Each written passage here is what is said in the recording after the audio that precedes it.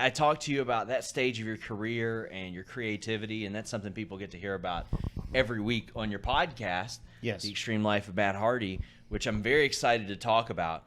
What made now the right time to do a podcast?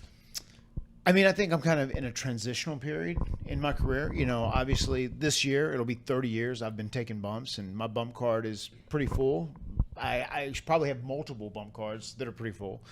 So it is time, I feel like, to kind of transition into a new area, something that I can do later when I can't take bumps. So I feel like this is a good time. And I'm almost like a modern guy who's still in the mix of it in a main company on a major platform.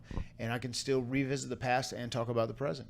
Like, as we've seen with the podcast so far, like, you go really in depth with stuff. I just sat here and watched you all film the last 20 minutes of one. Right. And, like, the recall is amazing. Like, for every detail, like, specific movements and body motions and things like that could mean more. Maybe they don't mean anything. Right.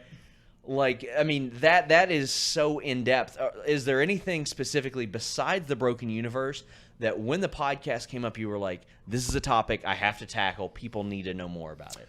I mean, most anything I've done in my career, I think you can go into depth on it. And I've always enjoyed whenever you hear stories from, you know, a famous singer or a favorite actor, there's always so many behind the scenes deals that are so surprising and unique and different. And you just don't know the circumstances that surrounds everything. And I love being able to, you know, disclose those things and tell people the stories, because a lot of them are really funny. Even the thing like, you know, I mentioned in the final deletion, how literally we sent it into the office to our bosses at the very last second so they couldn't stop it from airing on TV.